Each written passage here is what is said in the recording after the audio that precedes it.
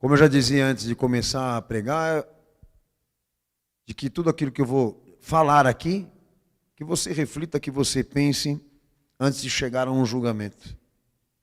Porque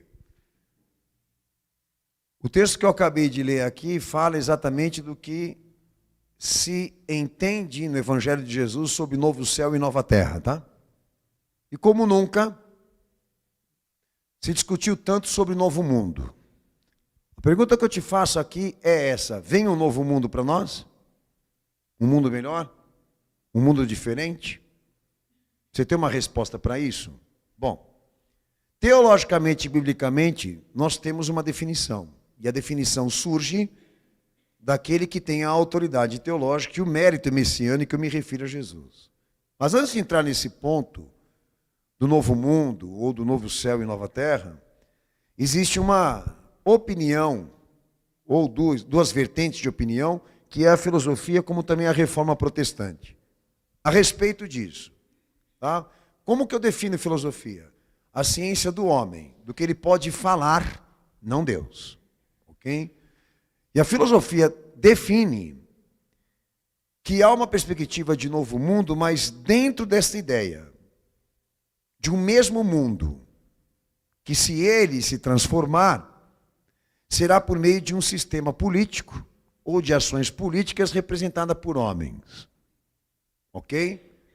Por isso se investe tanto nesse tipo de discurso e divulgação, de que você acredite no Estado ou nas lideranças políticas, porque eles, como homens cheios de boas intenções, estão trabalhando por esse objetivo, de um mundo melhor. Isso é tão contraditório, tão estúpido, tão banal, porque não se comprova. Eu não vou entrar muito no mérito das minhas razões, tá?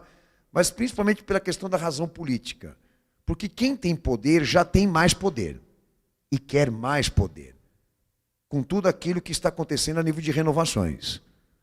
Nós temos uma quarta revolução já trabalhada pela ONU, e a agenda dela já é definida socialmente como uma agenda de escravização de direitos e liberdades.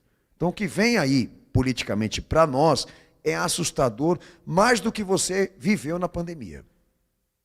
Mas a filosofia continua pregando esse tipo de coisa, fazendo todo mundo acreditar que existem homens bons. O que vai contra o que Jesus pregou. Bom é ele.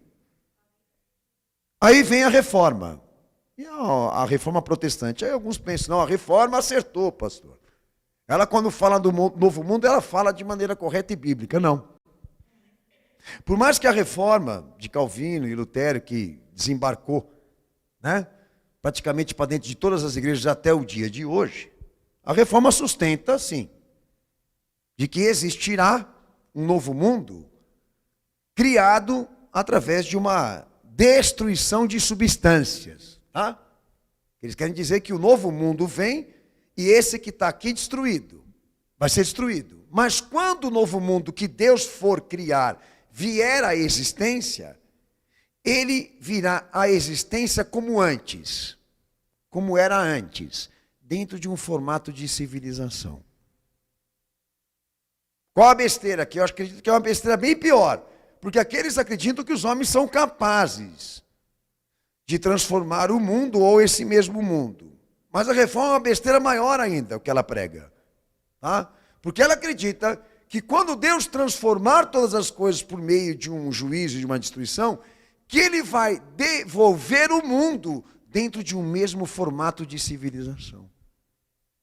Daí você vai consultar os escritos e você vê que nem aquilo e nem isso é possível. Então, por mais que a filosofia e a reforma elas venham divergir quanto à questão do mesmo mundo ou do outro mundo, todas elas defendem que a renovação e a transformação do mundo alcance reconstruir sociedade. Senhores, eu quero fazer uma pergunta para você. O evangelho que Jesus pregou visa a reconstrução de sociedade e civilização? Para quem lê a Bíblia aqui. Não. No Evangelho de Cristo não entra perspectiva de sociedade e civilização neste novo mundo, um novo céu, que ele prometeu à igreja. Tá bom? Agora é óbvio que há muito tempo a igreja, e eu posso dizer a praticamente quase todas elas, discursam e pregam aquilo que está no protocolo da educação religiosa. Porque poucos homens desfrutam, e ministérios, dessa liberdade que a gente tem de chegar de púlpito e pregar para você a palavra original de Deus. Que alguns de vocês eu tenho certeza que não se interessam de repente. Porque já compraram a ideia da mentira. Já incorporaram a ilusão. Tanto que é verdade, falando de filosofia, não faz muito tempo, a mídia toda noticiou o aparecimento de OVNIs e essas terrestres. E o único cabeçudo que eu vejo aqui na Terra é o homem. O ET, que eu vejo, é o de Varginha e outros locais também, geográficos. Tem capital, CPF, endereço. Esse ET que eu estou falando aí. O cidadão, o imoral, o corrupto. Agora, o que a mídia quer? O que o governo dos Estados Unidos quer com essas notícias, com esse tipo de discurso de que existe outra vida, existe outra forma de vida? Uma maneira de anestesiar a sociedade para aquilo que está acontecendo. Isso se chama utopia. Já estudou? A finalidade da ideologia na sociedade é jogar lá dentro de um labirinto com um monte de cheio de ideias que não podem ser comprovadas para ficarem discutindo entre si enquanto eles ganham poder. Enquanto eles sobem no poder. A igreja virou um instrumento na mão desses homens políticos. Mas agora entrando no mérito do que Jesus pregou, porque isso aqui é uma igreja dele, o único que tem a autoridade de afirmação e definição do que será o novo mundo é aquele que é o Messias. O entendimento da visão redentiva de toda essa Bíblia que você tem no colo aí, é que Deus elegeu o homem e a palavra dele para ser conhecido pela sociedade e pela humanidade. Ele proveu Salvador e palavra. E aquele que é o Messias e aquele que é o Salvador do mundo, ele assume essa posição de dar à igreja o que a gente chama de perspectiva. De esperança e perspectiva do que vai ser, do que está para vir, do porvir. Ok? No Evangelho, ali Jesus assume a posição de dizer à igreja, dentro da visão futura, o que vai acontecer neste mundo e no fim dele. E por que isso? Porque essa autoridade que ele assume, a autoridade dele, define isso, que ele é o veredito da história. Então o Evangelho te propõe o quê? A visão de que Deus envia o Filho dele no mundo para cumprir tudo aquilo que estava no Antigo Testamento a nível de promessa messiânica. A lei, os mandamentos e os profetas. E quando ele cumpre o messianismo do Antigo Testamento e assume a posição do mérito disso, de ser o eleito de Deus e o santo de Deus, se desvenda dentro dele do que ele cumpriu, aquilo que é chamado da escatologia, a doutrina das últimas coisas. E a partir do momento em que ele oferta a vida dele, morre e ressurge, ele provê da obra dele duas etapas na história, que a gente chama na panorâmica histórica.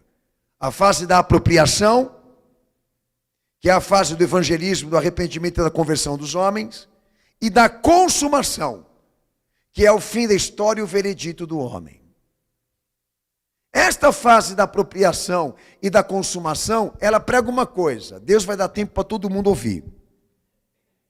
Ele vai dar tempo para todos terem a chance de se salvar. E até que surja o fim, todo homem debaixo do céu, na terra, ele terá a experiência ou a oportunidade de conhecer e entender quem é Jesus.